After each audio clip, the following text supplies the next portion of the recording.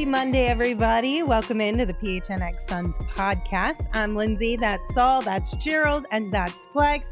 And today was Suns Media Day, which means the season is officially here. Things have tipped off, and soon enough, we'll be watching Suns basketball again. Are you guys so excited?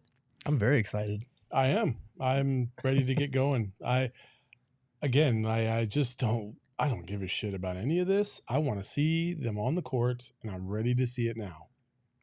I'm glad you kicked off our media day takeaways with "I don't give a shit about any of this." Well, that's not true. You do too. No. It was fun to listen to them. I'm not saying that. I just enough talk. We've talked all summer long. Mm-hmm. I'm ready to see some action. Yes. Time for some action. No? Okay. I know you were excited to hear some of them talk because you've decided you're a big fan of Jusuf Nurkic. Yes. You've decided that Grayson Allen is higher up on your totem pole. So don't even lie like you didn't have some fun today. Ironically enough. And they're all new players, and we're getting to know them all for the first time. Ironically enough, I got up and walked off when... Oh, man. We're not doing that. Shemezi Metu, man. I didn't even mean to. It just happened. Oh. You can't make it up. Terrible. I looked at Saul and I'm like, no, bro. I didn't know. Shemezi was great, too. I know he has some great answers. I got a question for you, man. Big fan. Yeah. Are you ready to put Grayson into your sweet baby? No. Oh, man. Listen, yet? we are going to get to this later in the show. Okay. Grayson did have a very good answer, and I will give him credit for the way that he answered the question around his reputation. Mm-hmm. But I think you still can't, even if that reputation came for a reason, which disqualifies you immediately from Sweet Baby Angel running. Wait, it just does. Wait. You're talking about Lindsay's Sweet Baby Angel, but Chelsea embraces the Grayson. I mean, I don't know about Sweet that. Baby Devil. Yep. Maybe. Oh. All right. Well, first and foremost, this year's media day definitely did not feel like a funeral. Mm-hmm. Everyone was in good spirits. Everyone shared some interesting stuff. We're going to talk about them throughout the show today.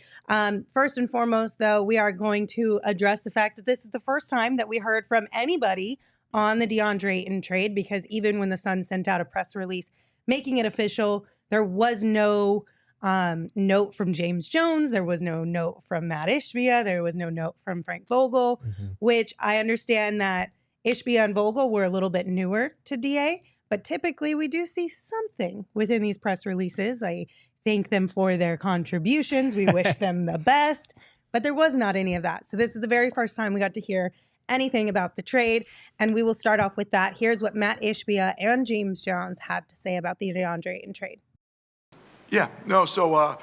Deandre Ayton's a great player. We love to have him on the team. He's a great part of our organization. I think he's going to do great in Portland.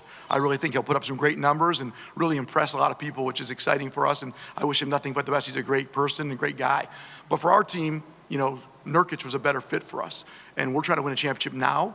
And what Nurkic can do on the court and what he'll do off the court and fit into our organization, he's a better fit for us. And that was the decision we made when we had the opportunity to make that decision. And then on top of that, to get Grayson Allen and Nasir Little and get a group of guys that will make us a better team. Our team got better that day, and without question. And so we're really excited about that. And once again, Nurkic might not put up the numbers that Deandre will put up, which is perfectly fine. We want everyone to play their role. Just like I got to be the best owner I can be, everyone's got to be their role. We're building around three superstars, Kevin, Devin, and Brad, and Nurkic is a great fit along with Grayson and Nasir. Like I said, a group of people, and that we have a lot of depth and just a great all-around team. So we wish Deandre nothing but the best. He was a great part of the organization, and he'll do great things in Portland. But for us, Nurkic was a better fit, and it wasn't my decision or one person. It was a unanimous decision that we think this is the right thing for our team. It's going to be great for us. His skill set complements our best guys, and more importantly, he's ready to win.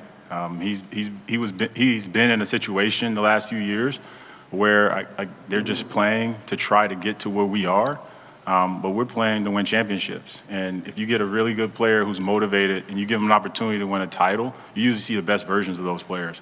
And so I know we talk about Nurk, but we also got Nasir. We targeted Grayson as someone who could help us, Keon.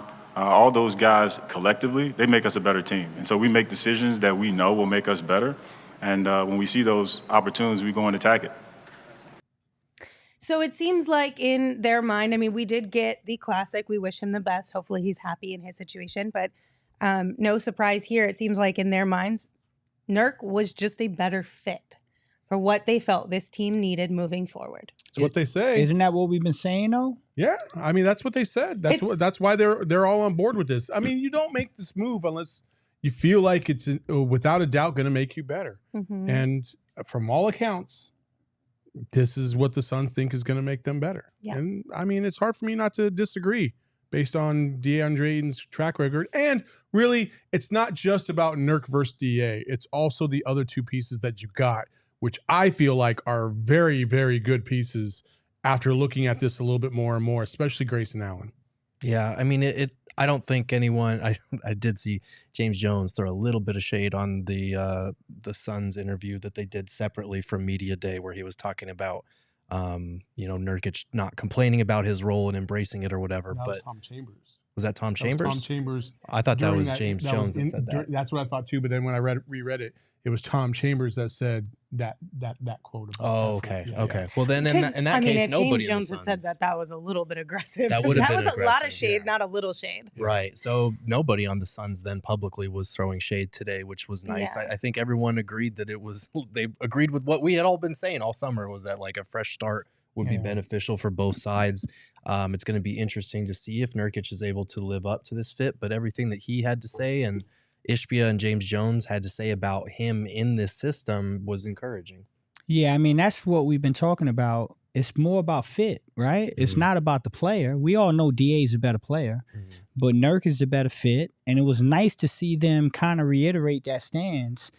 And I just felt like Nurk said a couple things that was, interesting about his role and how he can come in and do the little things and be willing to do the little things. Mm-hmm. And I don't want to bash DA, man, but it does feel like we needed an adult in the room at some point at that position, and it feels like we got one in Nurk, and I wish DA the best. Okay, can I clear this up real quick? Because I know that we all kind of thought that we read the same thing, but it was all in passing, and then I'm seeing it in the chat too. It's from Mike V. Hill on Twitter, because he was watching what the Suns were doing on Arizona's Family. Just real quick, because I don't want this to become like a rumor and it's not the truth.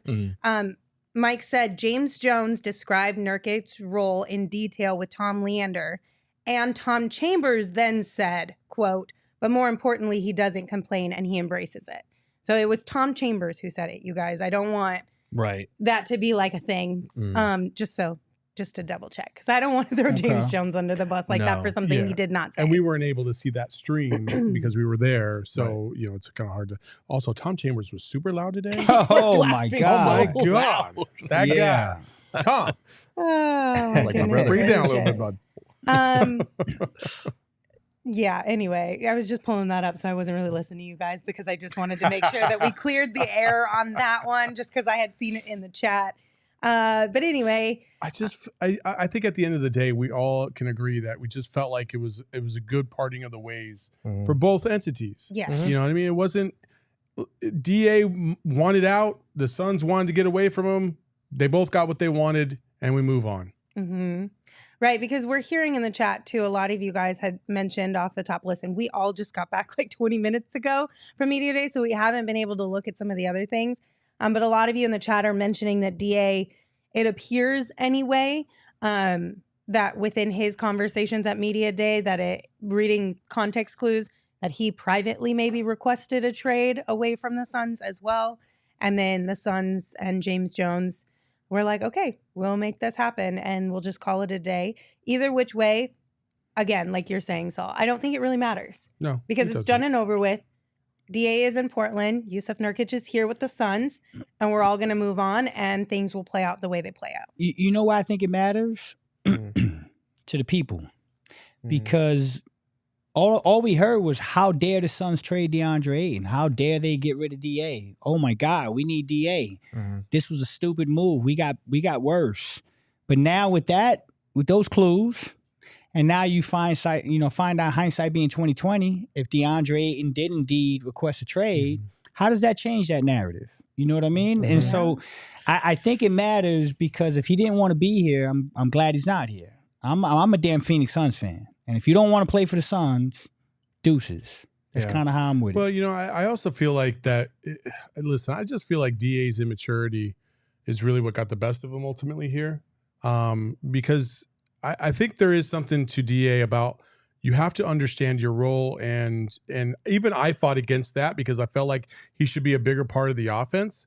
But at some point, you gotta realize what you really are. And I don't think Deandre Ayton has reached that point yet because he feels like he can do a lot more, and he probably will in Portland. And like, listen, guys, there's a very big reality that Deandre Ayton might average 25 and 13 in Portland, or 27 and 13. Sorry, that was the brisket coming back up. Oh no! But you know, like that doesn't mean that it's a better fit, or that's something that we're missing out on. Like he's gonna do that probably, and we're okay with that because the fit for what we're trying to do is better than what we were gonna get with DA, and that's fine. Right. I think everybody needs to accept that and move on. Even DA fans, like, this is a good thing for DA. Let him go to Portland. Let him succeed in Portland. Like, you still root for your guy. It's just not going to be here in a Suns jersey. But you a DA guy or you a damn Suns guy? Like, that's what throws me off with this. Are you a Suns fan or you a DA fan? Like, well, it's the same argument with Mikal then. A lot of people love Mikal, but like you can't. Some people can't separate the two, so I'm okay with that. Like, listen, I'm not one of those guys. Like, if you're not on my team, then I like, do I hope Mikal succeeds? Do I hope DA succeeds? Yeah, absolutely, fine. But I'm not gonna be like rooting for them like on a day-to-day basis. That's just not me. Yeah. Other people feel differently, and that's fine. Like that's their prerogative. Deandre Ayton's probably going to succeed in Portland, but it definitely matters what your definition of success looks like. Yeah. If he's averaging 27 and 13 and they're one of the worst teams in the league, is that really success? I don't think so. It's empty stats, like they say with Book, right? And you mentioned something on the show the other day about him going to Portland and it not being as smooth as he may think. Like, Scoot Henderson wants to get paid. Mm-hmm. Anthony Simon wants to be the guy. Shaedon Sharpe is coming.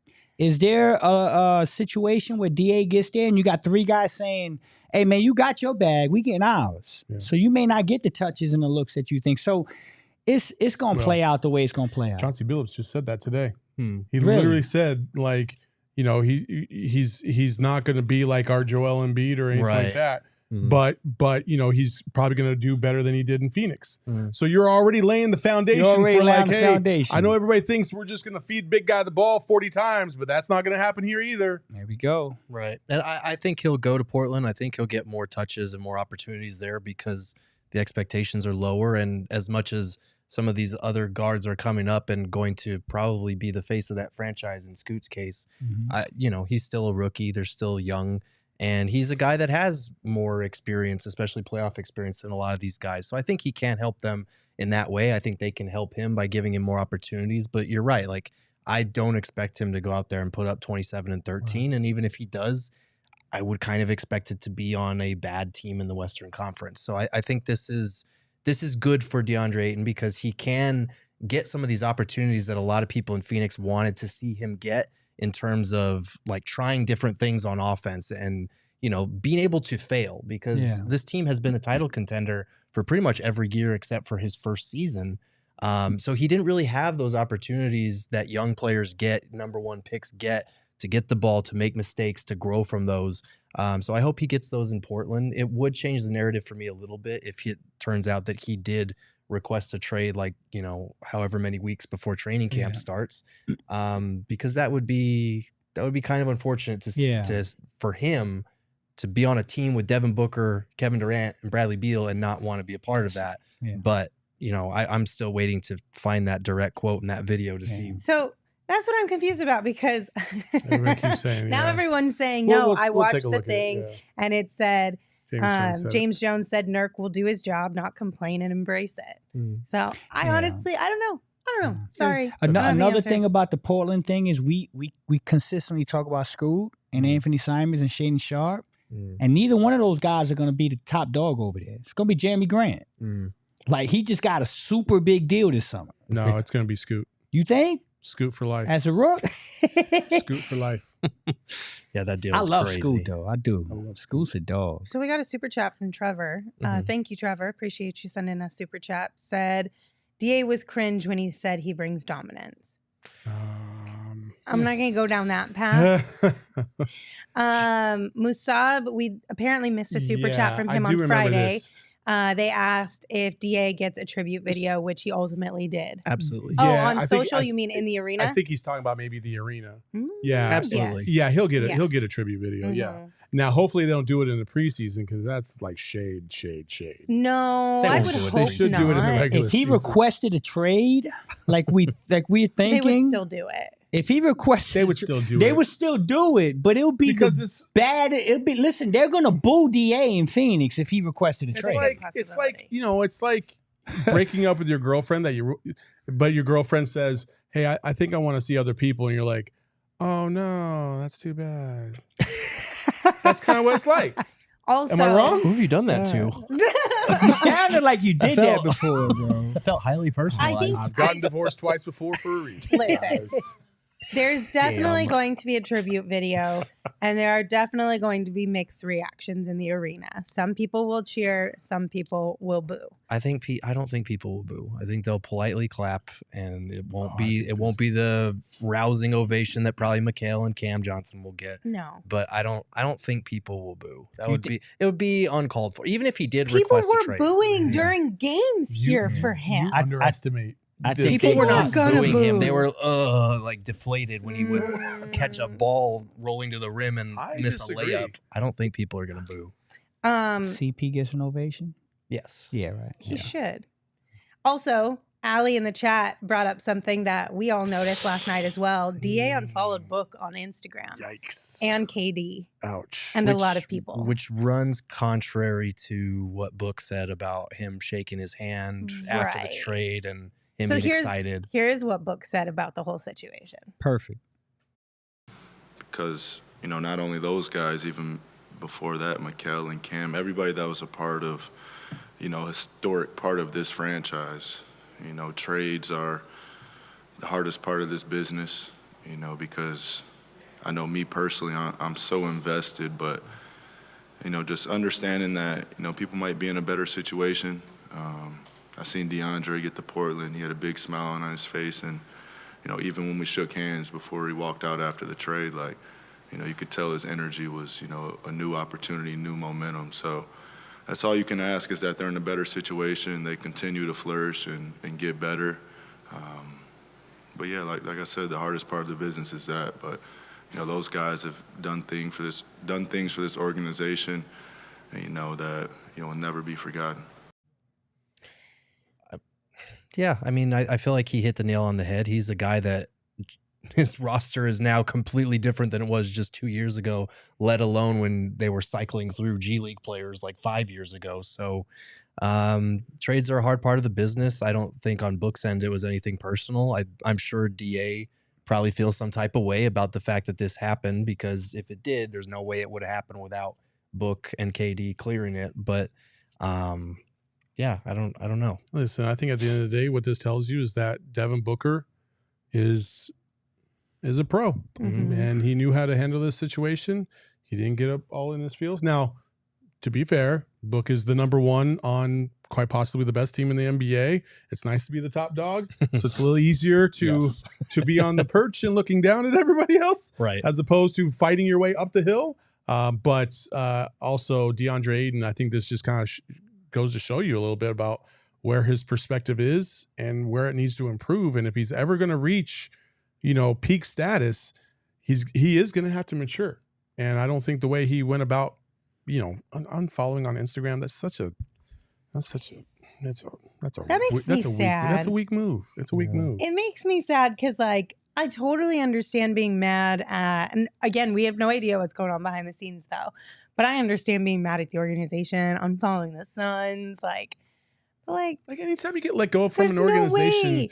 I'm gonna unfollow you immediately. Listen, I so- mean, why? This immediately. Why? Eddie. This But I'll keep following only one of you. So that way I create chaos amongst the four of you. Only one of you. I don't know. Come on, I'm a newbie. You gotta follow me. We're gonna mix it up. But I'm only gonna keep following one of you so that you guys all feel some type of way about it. One of the four on the show. Because then it just creates drama. It just feels real elementary. It feels real high school-ish.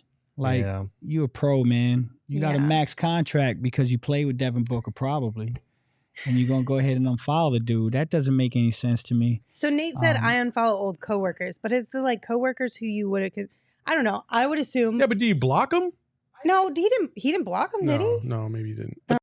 It's not But just I like assume they were coworkers. friends. Like with coworkers, I'm never probably going to see them again. Like, they're in the same sphere. They're going to see each other like 3 or 4 times a year. At least. And they play in the same league where it's they like might play again together. Yeah. Like he's 25.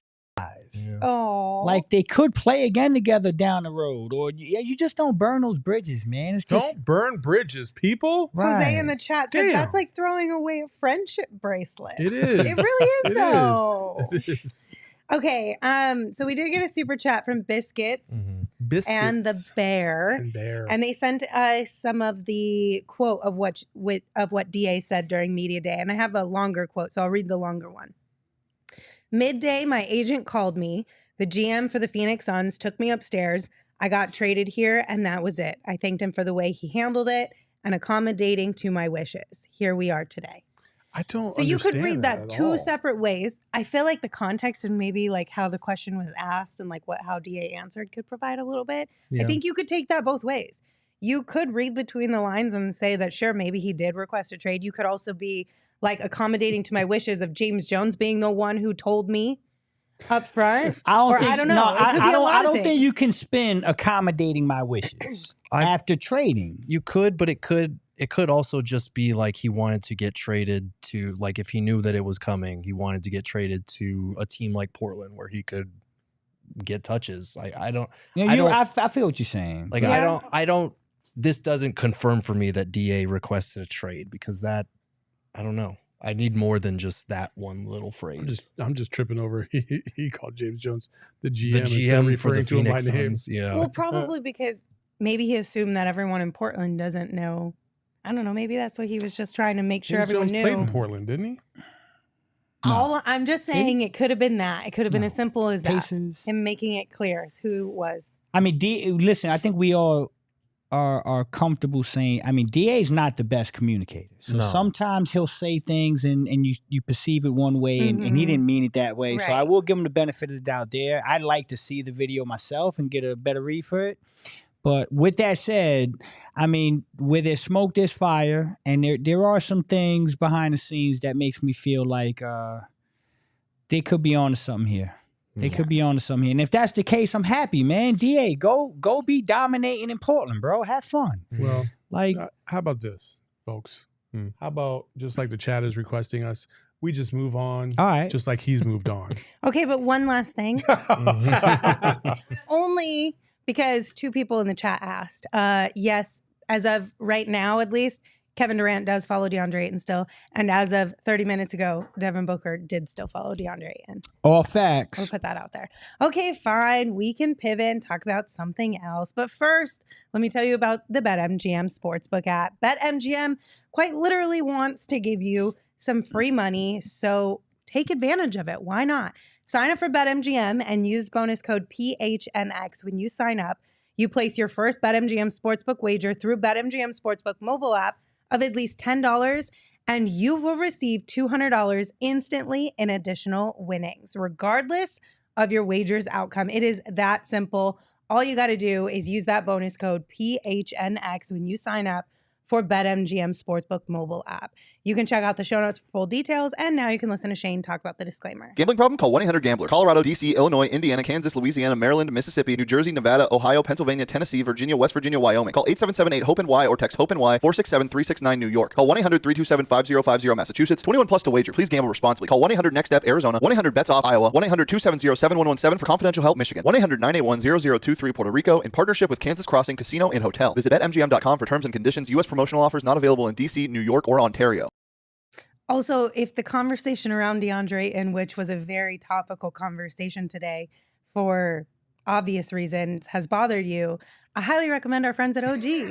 OG's, some of the best scratch-made THC gummies you can get your hands on. Specifically, I recommend the Happy Balance one because it kind of just levels you out to find that happy balance, which might be beneficial to some of us today. Maybe, maybe not. I don't know. But they also have really great flavors. They've got fruits. They've got creams. We're talking red apple, watermelon, peach, or blackberries and cream, orange creamsicle, and peaches and cream as well. So definitely check out our friends over at OG's Brands for yourself and try one or a few of their many delicious flavors. You can also find them on social media at OG's Brands and online at ogsbrands.com to find a local dispensary near you. You do have to be 21 or older, and we do ask that you enjoy responsibly. All right, let's talk about Jusuf Nurkić because he is on this Suns team, and it'll be exciting to see how he does actually fit in with this team. But of course, Frank Vogel had some thoughts on how he intends to use him. Yeah, well, that's what you just said the words, the defensive anchor, and his ability to pass the basketball offensively with the perimeter firepower that we have really makes him a great fit for our system. He's one of the best defensive rebounders in the game.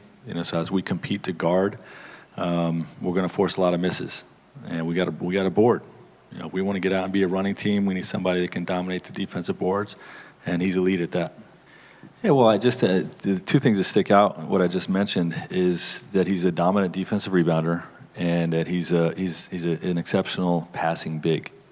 So to be able to throw the ball to him and have our guys in movement, it just gives us a different dynamic than them just coming down playing pick and roll or post or ISO every time down. So whether we're throwing to him in the post and splitting and cutting or throwing him to him at the top of the key, we really want to get those guys in space, get bodies off of our elite scorers on the perimeter.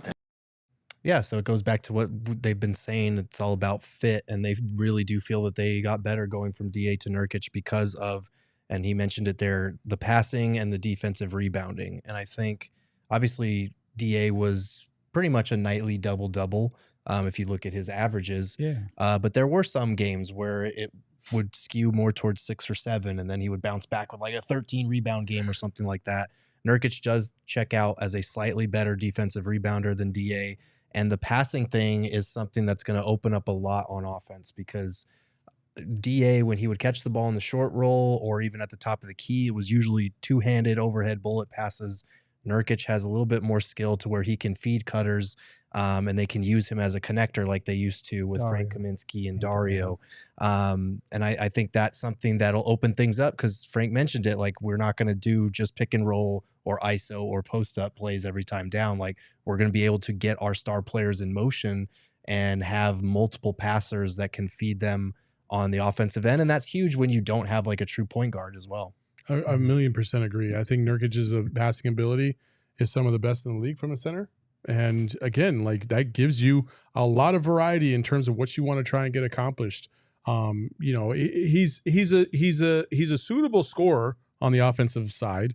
Like he can facilitate, he sets good screens. That's all you can ask for from your big man. Mm-hmm. And then obviously the rebounding adds to it. So we'll see. Listen, I think one of the things that we can't ignore is the fact that that Portland fans have also talked about he had inconsistent play as well.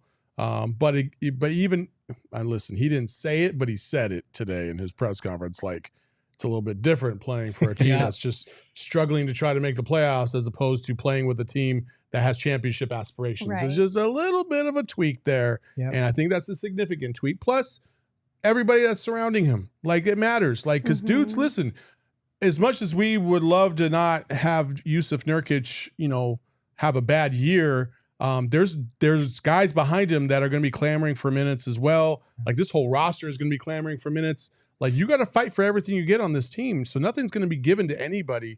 I think you got your core four, Nurk being one of those in terms of like who's going to be in that starting lineup. But, by no means is it a guarantee that it'll last all season long if he doesn't perform, the way we expect him to. Right.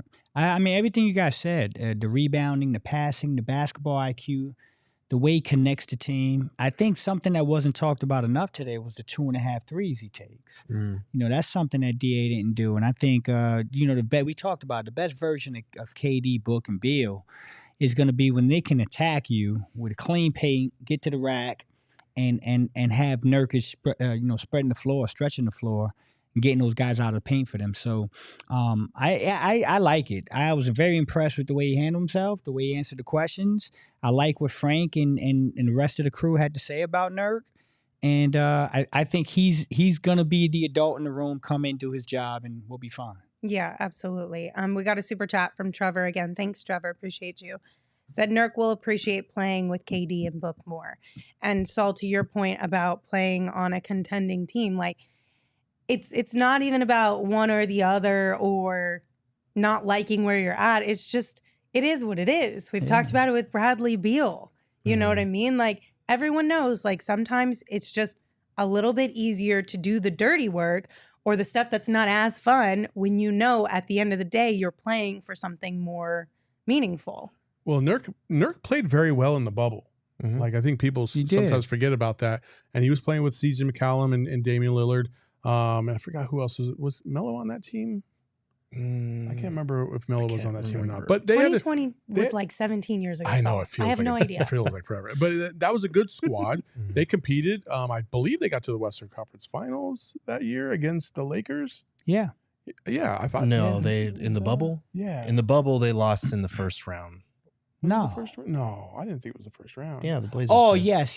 That's because they stopped us from getting in. Right. Yeah. Caris LeVert missed jumper. They beat the Nets. It was was it the year before the bubble? They went to the conference finals against the Lakers and got beat the hell down. Yeah, it must have been. It was one of those. It was. They had made a conference finals, and but I Jusuf think they was lost playing the on Warriors. that team. Yeah. Like so, they did a very good job.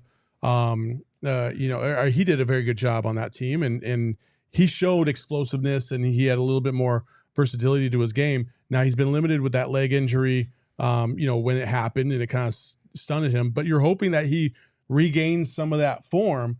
He's not going to have the opportunities that he did on that team, but if you can get a smidge of what he showed then, you got something really, really, really good. And I think because of the limited amount of minutes that he's gonna be forced to play, like I don't think he's gonna be somebody that's gonna play over 30 minutes a game. I think he has a very good opportunity to play at a high level and do some solid stuff for the Suns this year. So I'm excited for Nurk. I'm really optimistic about what he was saying today. I thought he had, of all the interviews, I thought he had the best one. Outside of maybe Grayson Allen, ironically. Yeah, I did really enjoy Nurk's interview, and here's a little snippet of what he had to say about what he believes he can bring to this team.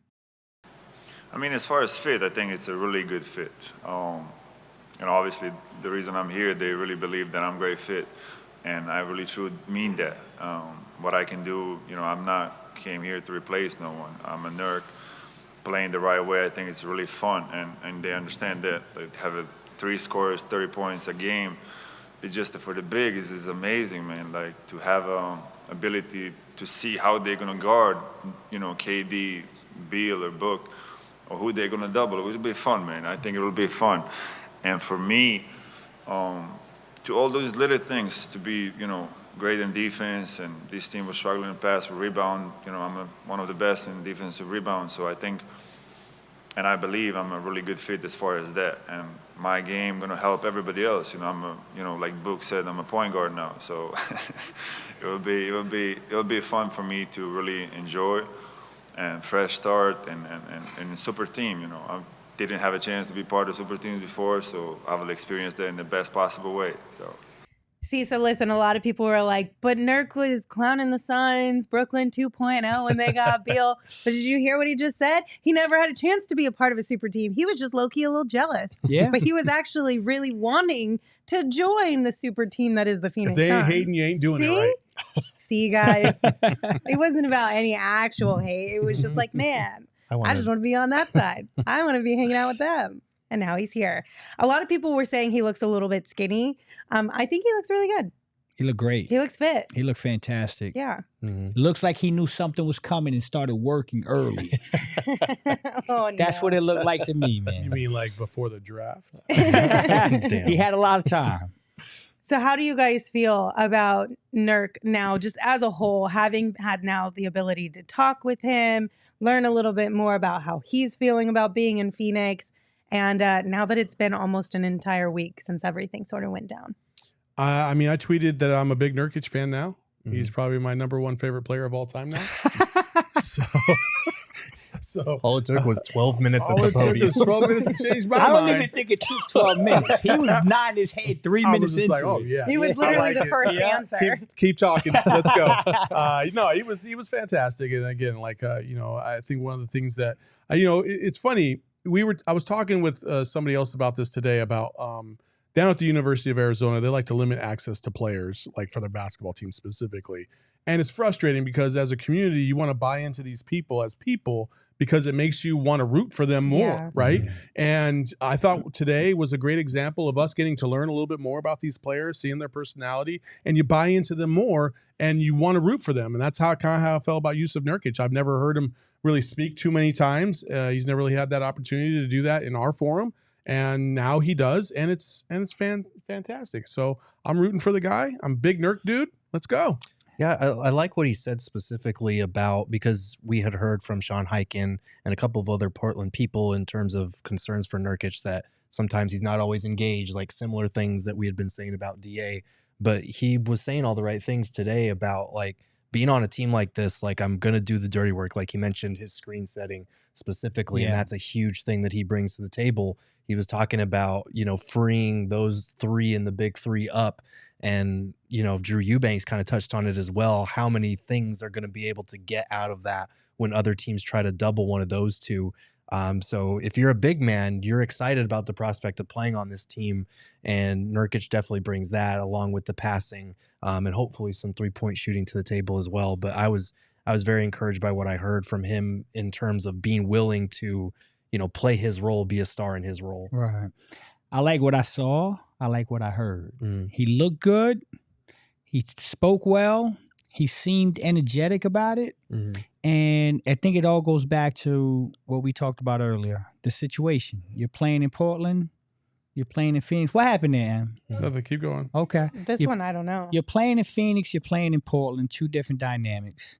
I know when I was younger and I had my job and I had my little Honda Accord and I was driving to work and that thing was beat down, when I got my brand new Acura TL fully loaded with the sunroof and the leathers, I drove to work feeling a lot better and I performed better. So the situation, I'm telling y'all, man, Portland and Phoenix are two different things, man. No pun intended, but that was a little flex there. No, it wasn't. No, I'm keeping it real. I was riding a hoopty to work, and it was hard to get locked in. Although I always did get locked in. Yeah. And then when I started driving the big boy, work felt better, man. Get out, door slams differently. You know what I'm saying?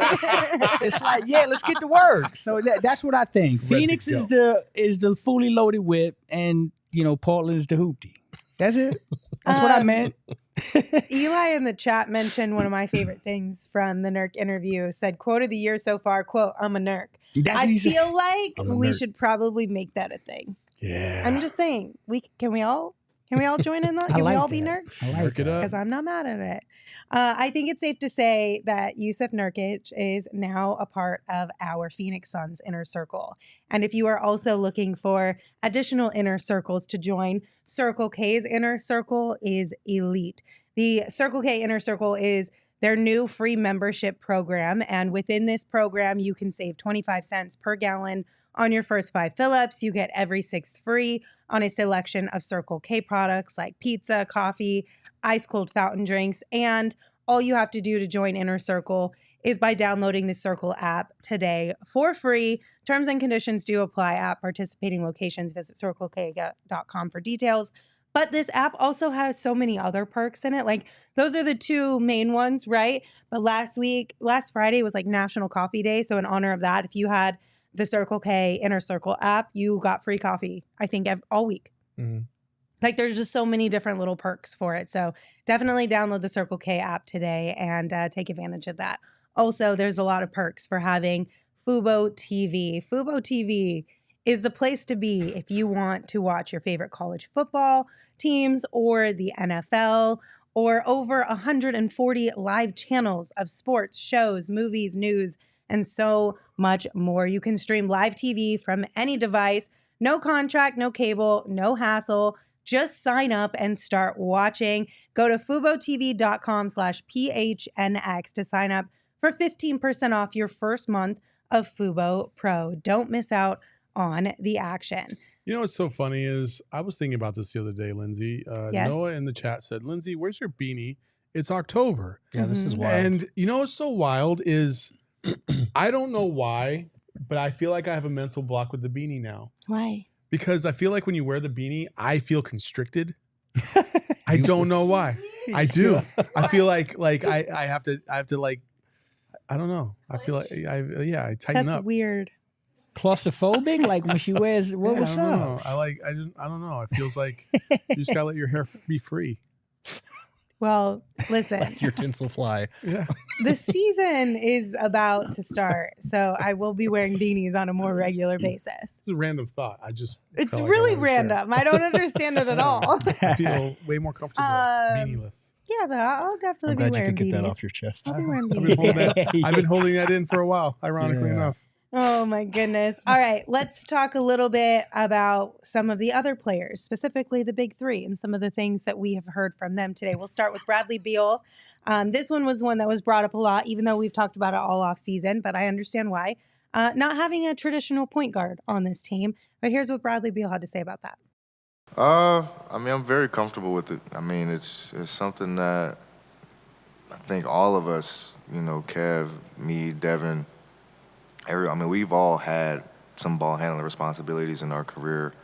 I know I've probably had more point guard responsibilities over the last year and a half, 2 years, than any other time. So I think it's not just going to be one guy. We're all going to be leading by committee. Who's ever outletting the ball, who's ever closer gets the rebound. We're all free to push and get our offense initiated. You know, I think that's the biggest thing. Like, if we had a traditional point guard, like, he's not going to be slowing our offense down. Like, yo, no, give the ball to Kevin, give the ball to D Book, and let's get this thing going. So I think we just have that understanding. It'll still be a work in progress. It won't be perfect, but you know, I think we'll work at it and have a better grasp and understanding what Coach wants us to do and how we want to kind of free flow our offense. They're really just not worried about it. No, it was kind of a common theme all day today in terms of that question. Like, they feel that they've got enough playmaking, enough interchangeability to make up for it. A couple people mentioned Jordan Goodwin and Saban Lee kind of flying under the radar in terms of what they can do as ball handlers and playmakers. So they're really not concerned about the lack of a true point guard. Taking it to the streets. That's what they're doing. Mm-hmm. Street ball. Positionless basketball. That's where we're going. You got a front court and a back court. No more point guard, shooting guard. Stop labeling putting people in boxes. They're basketball players. It's amazing because, like, when you grow up with the game, like, you don't even think about, like, who's going to bring the ball up every single time. You just do it. And then now we're, like, transfixed on it. Like, oh, my God, we don't have a point guard. Everything's going to fall apart. Like, these guys aren't worried about it. If they're not worried about it, I'm not worried about it. Right. Yeah, I'm gonna just I'm gonna trust Book and Beal more than I trust. I'm gonna lean into their vibes of how they're putting their thoughts around this point guard situation. Triple B said, "I love Bradley Beal's vibe." I agree. Yeah, I think Bradley Beal, the way that he answers questions and how much thought he puts behind each answer, is very underrated. Yeah. It is. And you know, that's not like trying to throw shade on anybody who's been through the Suns organization in the past, but I just really appreciate the way that he does speak to the media and the way that he answers questions. And he's super playful too. I think he's going to be somebody we all really, really come to love. I've been on the Beal train since day one.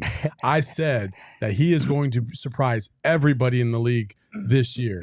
Like, everybody knows that he's good, but I don't think people realize how much he's going to just fucking abuse people out there on the court. Whether it be on the perimeter, down low on the block, it don't matter. Bradley Beal's dropping a bucket all the time. Like, I'm telling you, I feel like I think he's going to push KD and Book for second leading scorer on the team. I agree. Because I can't decide which one between KD and Book is going to score more because of Book's facilitating stuff. So I'm like, ooh, normally I think I would have gone with Book, but KD could be the number one scorer. It doesn't really matter who is, but Yeah. I think Beal's going to be right there. Beal's going to get busy this year. He really is. you. You know what, Linz? I was thinking something. When I was watching the interviews, you said, no joke, in my mind I thought this, like the way he talks, and he just got a good presence about himself. I'm like, damn, like, of all these people, the dude that I would want to be my neighbor is Brad Beal. Like that's a dude that you probably come outside and he'll have a 10-minute conversation with you and help you bring your trash in and stuff like, you know what I'm saying? So he just seems like a really down-to-earth dude, the way he answered the questions about school. And yeah, he's a cool dude. He's got a good vibe about him. I think he's going to be terrific this year. He's definitely the neighbor you would trust to be like, hey, can you check on my house while I'm on vacation? Hey, He'd be Brad, the can one you you feed the trusted dog to for do me, that. bro? Yeah. I'm gone. Can you go in there and here's the code? Yeah. He's a smooth motherfucker. He is. Brad's cool as hell. Usually man. like Like that, everything I've seen of Bradley Beal, like I'm like, damn. Even like when he's being a dad to his kids, I'm like, why do you make that shit look cooler than I do? No, right? Bullshit. Right? Well, guys, well put together, man. Good. He's good. Yeah. Brad's good. We got a super chat from Leo. Leo, thank you for your super chat. Said, was D. Lee at Media Day, and is there any update on him? So no, he was not present at Media Day. Did James? No, Frank Vogel said something about it, right? Yeah, our update was kind of a non-update. It was just we know he's going to be out for a while, and other than that, we're not going to comment on it at this time. The Suns have been notoriously guarded about giving details on meniscus tears or injuries in the past, because usually, they're, especially once the surgery happens, you can either repair it or like replace it or whatever, and they never tell us which one they do. You can snip it. So there's a couple things. I've had a meniscus on both my knees. Yeah. And Isn't snipping it bad though? no, it's you're shaving it. You're shaving off the yeah. meniscus, like especially if it's just loose Yeah. and it's not that much. Then you can shave it off. You still have a recovery time, but it's usually like that's maybe quick. 2 to 4 weeks, something like that, right? Yeah. But if you have to repair the meniscus, then it takes time for that cartilage to kind of remend itself. That can take 6 to 12 weeks. Yeah. It just depends. Like there's a lot of variation, and so it's not.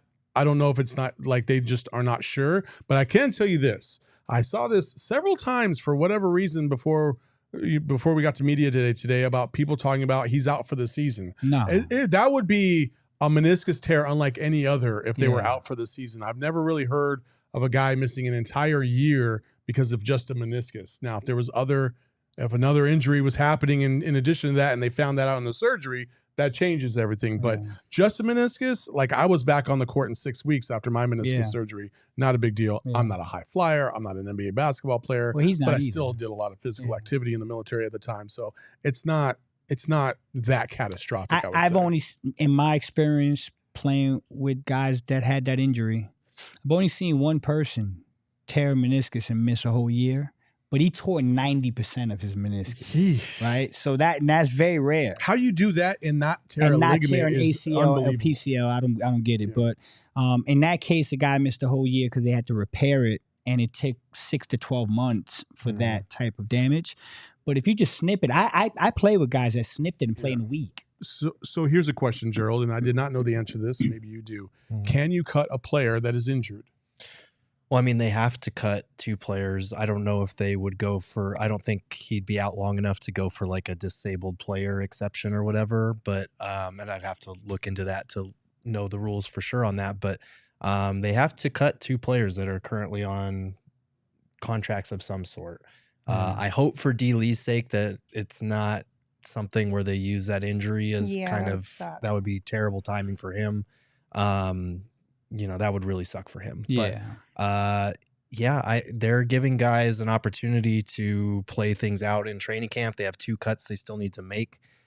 We heard the report from last week that it's probably going to be Keon Johnson and Ish Wainwright, but we'll see. They're letting them figure it out in training camp. So the funny thing is that everybody in the chat really noticed that of all the guys mentioned today that were new, Keon Johnson wasn't brought up very much. And so they're looking into that as, that means he's next. It was specifically just missed by Ishibia. James Jones did mention his name when talking about the trade.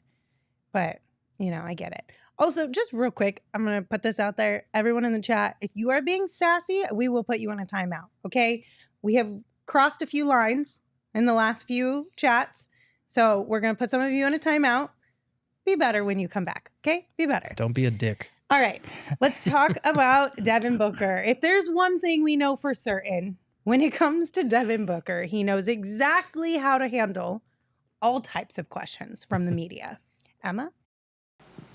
What's it feel like, man, that you've kind of arrived now, right? Like, you haven't won the championship, right? Yeah, we know, but you're not an up-and-comer anymore. You're not somebody who's next anymore. It's your time now. What does that feel like to be at that stage of your career? I feel like I've been there, honestly, since '96. That's when I arrived. Yeah. I appreciate Book getting so literal. Just like, I don't know how to answer this question. I feel like some of his best one-liners are ones where he doesn't even try and he just says whatever's on his mind. Yeah. That was savage. That's a vibe, though. That's a vibe. Put that shit on a shirt. Yeah. Do it, Saul. I'm going to. Do it. I can do it, please. There you go. That'd be a #1 seller, bro. So Devin has not missed a beat, even though this is the first time he's spoken basically since the end of last season. He's still in mid-season form. He also talked about his relationship with Kevin Durant and how that has kind of grown since KD joined the Suns.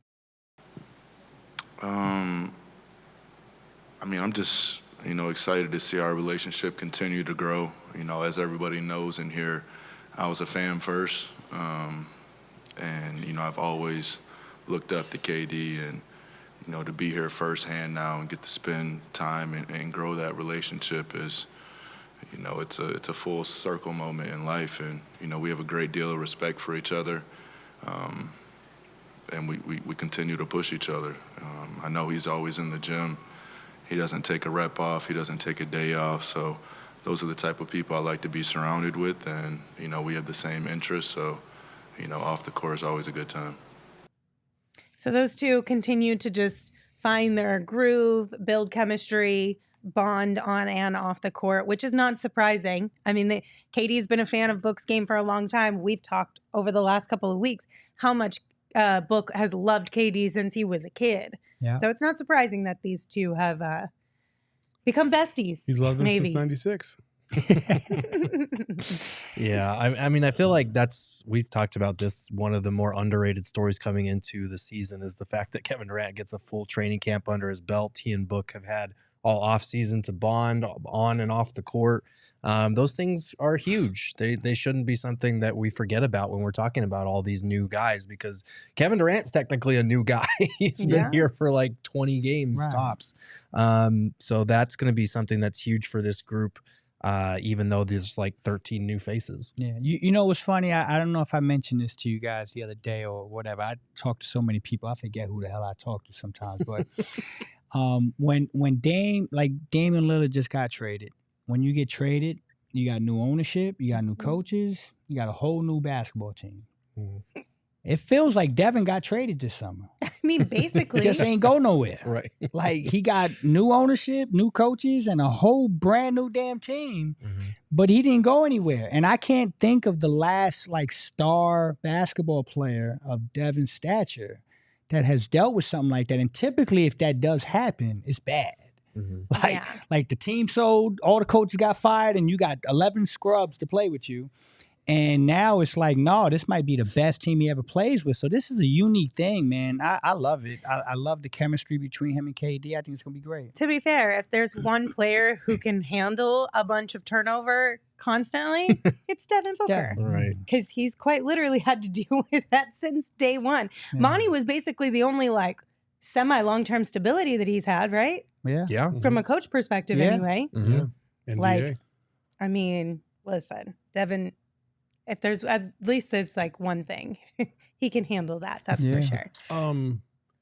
I have opposition in the chat right now. Okay. Can I address that? Sure. So Priscilla is saying Book needs to trim the beard. I disagree, Priscilla. Listen. No. This is what I'll say. Okay. I'm not starstruck very often, and I wasn't starstruck. I've seen Devin Booker a million times, But there was, he came around the corner, and I shit you not, I swear I heard, a fucking aura or some shit. I was like, what the fuck is going on? And he had the beard. It was like Jesus just showed up.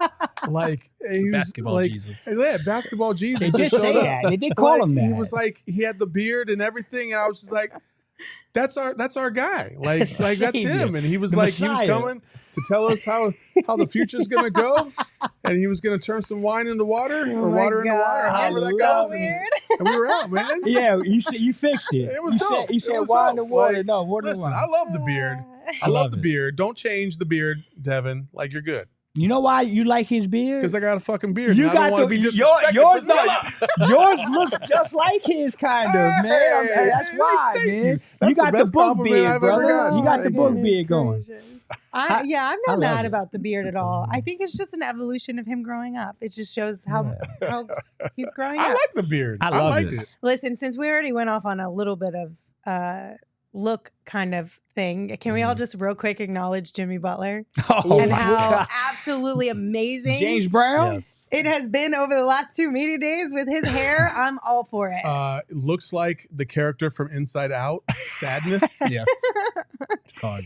I thought James Brown, bro. I was like living in America as soon as I seen it. The man is Living rocking. in America. I'm like, yo, this dude.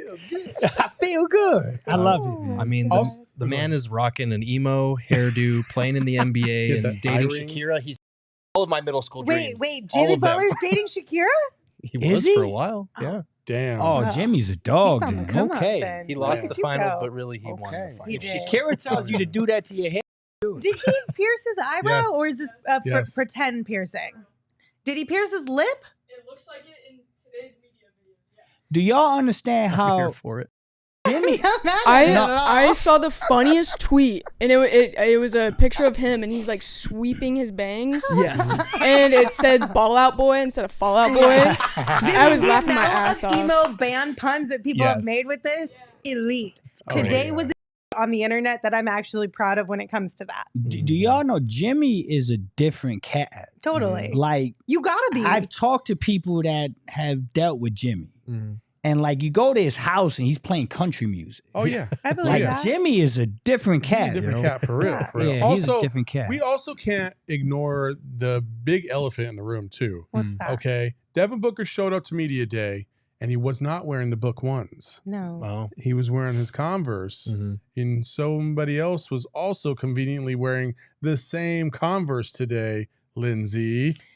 Listen, all I'm saying Mhm. is that I'm older than Devin. Mm. So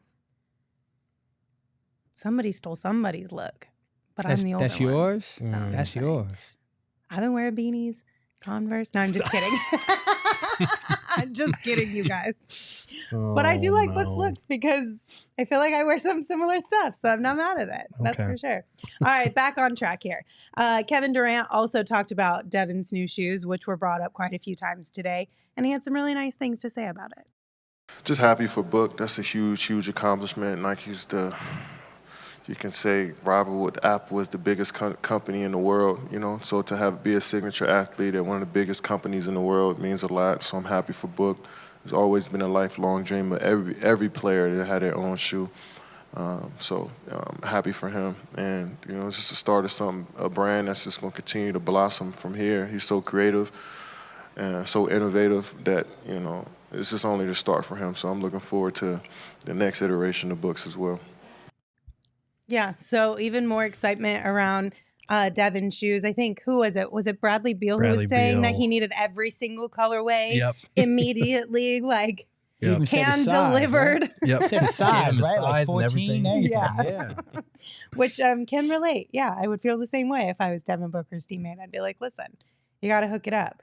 But yeah, so what we heard last, that Book shoes are coming out in December, December. right? So the perfect Christmas gift. Yep. But you can't start, you can never start shopping too early when it comes to Christmas. I wonder if I know you're about to get to an ad read, but real quick, Just ruin my transition, Sorry. why Just don't ruin you? it. I wonder, like for the Devin Booker Air Force Ones, there wasn't like a huge line at stores to get them. Like I walked into a Foot Locker and just bought them. Like there wasn't a line or anything. No, I like that. think It it's was, different now. this is going to be different. Do you think that it's going to be one of those things where you're going to have to wait in line, or you're gonna have to, get that drop as soon as it hits the internet? Like, because I think for sure. Because I think, to your point, I think his status now is so much more elevated than when he dropped those Air Force Ones.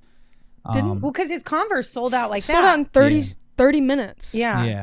His canvas Converse sold out in 30 minutes online. I'll be in honest. stores. I mean, I don't dislike Book's new shoes, but I loved those Converse. They were super basic, but I loved them. Clean. Loved them. I'm gonna get them. I would have tried to buy the Converse. I'm gonna get them. I'm not. In the pictures I've seen online, I'm not the biggest fan, but I'm sure I'm gonna change my mind and I'll love them. Yeah. Anyway, back to that Christmas transition I was telling you guys all about. You can never start shopping too early for Christmas. It'll be here before you know it. You don't say. And our friends at Shady Rays, that would be a fantastic Christmas present. And right now, if you use the coupon code PHNX, you can get a present for yourself and a present for someone else, because exclusively for all of you, Shady Rays is giving out their best deal of the season. So you go to shadyrays.com, you use code PHNX, and you're going to get 50% off 2 or more pairs of polarized sunglasses. So you can try for yourself the shades rated 5 stars by over 250,000 people. Another great Christmas present that you can give somebody this year, a PHNX Die Hard membership, of course, because there's a lot of perks that come with that. First and foremost, you get to choose a merch item of your choice upon signing up. You get access to our weekly newsletters that come out for each beat. Right into your inbox. You get access to the Die Hard only Discord, which is awesome. And of course, you get first dibs on all of the events and takeovers and things that we've got going on throughout the season, which we will be announcing those this week. So that'll be really fun. Thank you, Caesar. What's happening? Bruh, it's October 2nd. Yeah. Yeah. Why are we talking about Christmas already? Because quite literally, it sneaks up on you. Everyone knows that. You're going to tell me every year you're prepared by the 25th or the 24th, whenever you celebrate. No, I do my shopping like everybody else. The week of. Exactly. The week of. Oh, I do it. Unprepared. I do it Black Friday. I'm helping you right now. Black You're Friday's welcome, usually everybody. I don't shop anymore at all. No? I just send people I just Zelle people money. Aww. That's lazy, dude. I'm keeping it 100. Man. I'm keeping it 1. Man, I'm the youngest of 14, dog. As your kids, your kids appreciate that. Oh, yeah, the For kids, sure. they just The give me a kids number. appreciate They're that. like, yo, what you looking for this summer? Okay, boom. But man, you got it. Go, get out my face. No, I'm serious. So they don't wake up to anything? Nah, I don't wake up to nothing, bro. Yo, I get out the way presents when early. I wake And up. I'm still a little kid when it comes to that I'm shit. the youngest of 14, bro. At one point, I used to do that, and I got like 40 nieces and nephews, dog. And it literally like 6 months had to plan ahead. And I'm like, damn all that. And I got a rule: if you're like above my waist, no gift. I think that's fair. No gift. I think that's fair. If you are like that much above my waist, no gift. So we have the rules now, right? I don't buy anything outside of my immediate family. Yeah. What do you I don't give a shit consider about nieces immediate, and though? nephews and shit. Nieces and nephews don't count as like immediate family? aunts, uncles, Okay. cousins, sisters. No, fuck out of here. It's just my kids and my wife. That's all that matters. Okay. Do you get the dog I think something? you should buy me a Christmas course. present. Oh, the this dog year. got to get taken out. That's your homie, man. The dog's probably the only one I do actually get a gift for. Don't, Okay. you know what? Take that out, Em. 'Cause I actually snitched on myself here. No, maybe we got to get that out. Oh my goodness gracious. All right, guys. Let's round out today's show talking about Grayson Allen, because yes, sir. I know a lot of people have come around to the idea of him being on this Phoenix Suns team. A lot of people still feel some type of way from it, but he was asked today at Media Day about his reputation, and I will say I did appreciate how he answered the question. Yeah, I can't really say it's not fair because I have owned up to the stuff, and I think most of it comes from Duke. I will say, like, I've done this interview and this question 100 times, and I always say, like, I did a ton of self-reflection back when I was at Duke, and 99% of it was just immaturity and me being a kid in a man's sport, in a man's position, and just wasn't ready to handle it. I think in the NBA I've conducted myself well. I know there was an incident last year. You can believe me, might not. It was an accident. So I think once people watch me, and I've been to 4 different teams now, and every spot I've been, I feel like the fans kind of slowly change their mind and opinion. So I'll just leave that up to people. Like, I don't go out there and play to try to change minds or change opinions, but that seems to be what happens when I go new places. So we'll see. But when people call me a competitor and someone who plays hard, I do live up to that, and I go out every night and compete, and that's what's kept me in this game for so long. So I appreciate this, right? He was very upfront about the fact that, listen, like, it's not unwarranted that you feel some type of way about it. Like, I created a reputation for myself. I've addressed it multiple times. And essentially, I think he's asking for the benefit of the doubt here. That, you know, he understands that his actions in the past were childish. They were not something that he should have been doing. And he's not trying to play like that anymore. And I appreciate the accountability in the way that he just flat out was like, yeah, I was a little immature. Yeah, you could tell he was sick of getting that question. I will say, in terms of him saying the 99% was just immaturity and a lot of it was back at Duke, Alex Caruso wasn't that long ago. That's all I'm going to say. That threw me off that. too. But he did address that too. Yes, and I do appreciate the accountability and just giving an honest answer about it. I know that's not going to win everybody over, but I just think that transparency was big for him and establishing himself here. I liked it. Also, to the new people that have maybe never seen Grayson Allen, he's always had that white stripe on his head. He's had that since at Duke. So it wasn't a Bucks thing or the stress of going through life. Had that for a while. I thought he answered everything really, really well. He gave an answer about Dwayne Wade. Because the question was, who was a player that you really idolized growing up? And he said it was Dwayne Wade because Miami would play Orlando in the preseason up in Jacksonville, and that's where he's from. And he went to go watch a game one time, and he just fell in love with Dwayne Wade. So in the early part of his Duke career, you can see his style in the way that he plays coming from Dwayne Wade, which I thought was a phenomenal answer. And it's just like every other player. There's somebody that you want to gravitate towards, that you want to be like, and you take their game and you go, and it was phenomenal. So I was really impressed by Grayson Allen today. I thought he did a very, very good job. And listen, I think he's going to do he's going to provide some much needed toughness and outside shooting for this team. And I'm excited to see it. Also, I don't think I still hate Duke, Noah. I still hate Duke. I'm going to Cameron Indoor. That there were some rumors around, are the Phoenix Suns done? Could there be a secondary move? Like, if so, a lot of people were like, can we include Grayson Allen? I don't think Grayson Allen's going anywhere, regardless of if there were moves being made or not. Because James Jones specifically said, like, he was a target for them. Yes. Like, they targeted him because they wanted him to be a part of this team. Yeah, the day of the trade, I spoke to someone that said they traded for Grayson to keep him. So they got excited when they found out Grayson could be part of the deal. And they were like, done. That's what sold him. No, it did. He was the mystery guy. They couldn't believe that they actually got him in this deal. I love what he said. And I thought what he said, what Sal was just saying about D. Wade, that was fascinating. And you can kind of see the transformation. When he was younger, he played a different way. And I also liked how he talked about different coaches and different styles and how that all worked out. But I think the most important thing he did was for you. Me? Yeah. He was trying to get into the sweet baby angel thing. Oh, I swear. You're right. He tried. No, I think somebody told him about this and he went up there, and I think he's getting closer than he think. It was a good effort. Yeah. As of right now, it's a hard no still. I'm going to bring this back up later on in the year. Yeah, we can see based on future actions and words. That's fine. But as of right now, you're at the bottom of the barrel when it comes to the pecking order of this team and who's in line for Sweet Baby Angel.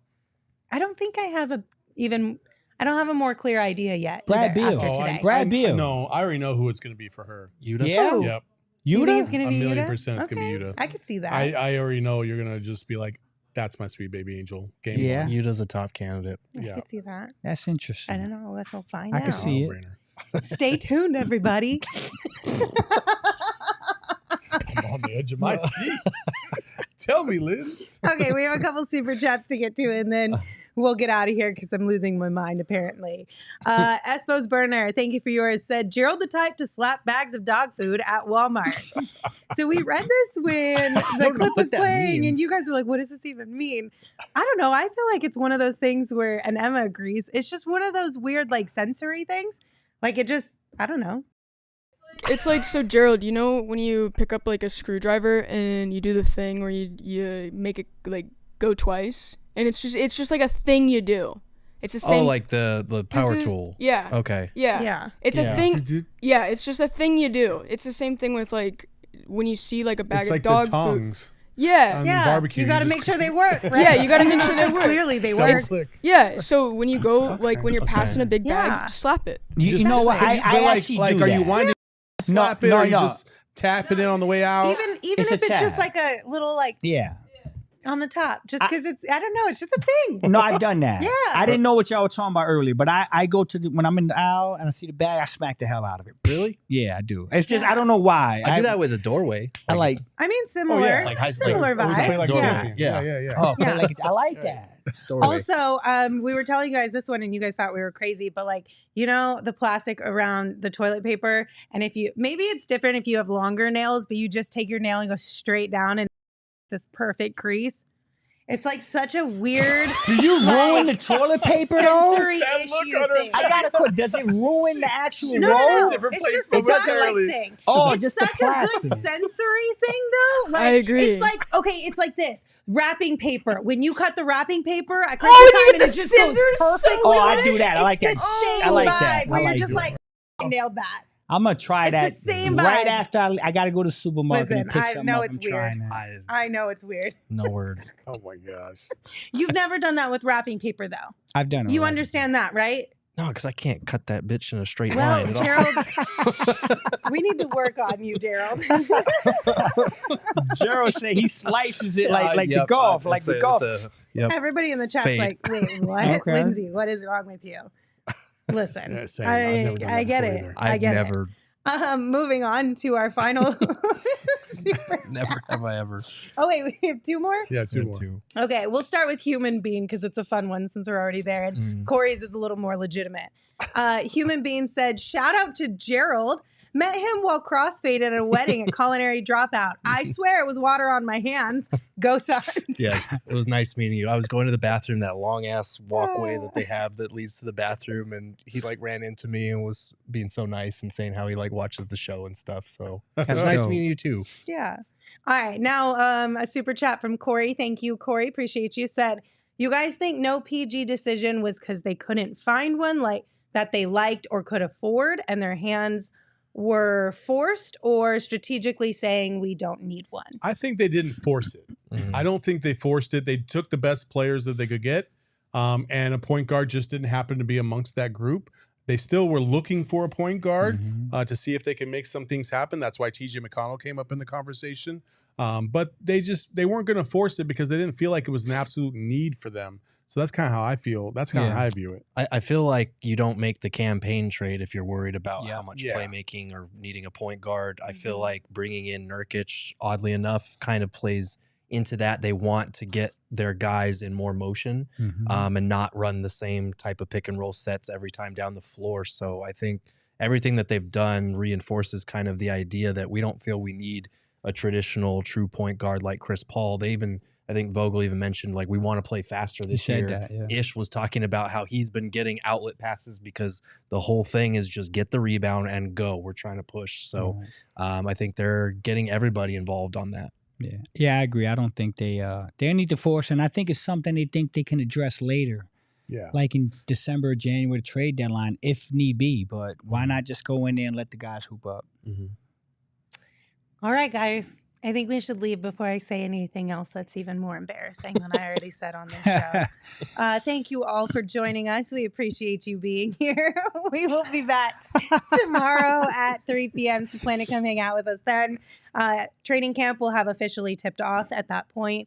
So hopefully we will be able to have some more for you from training camp and exactly how the Suns are preparing to start the season.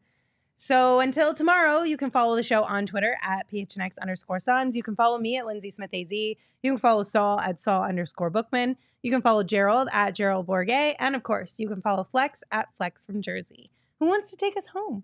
You got it? I'm in a seat. Okay. People, this was not a damn funeral. This was good today. Ahoy, hoy. Niggas in control and he ain't never gonna let go. PHNX though, Lindsay, Gerald, Espo. Saw past the ball, we here to turn up the tempo. Got to understand me, I'll always wreck the family. Rally in the valley like Dan G, no plan B.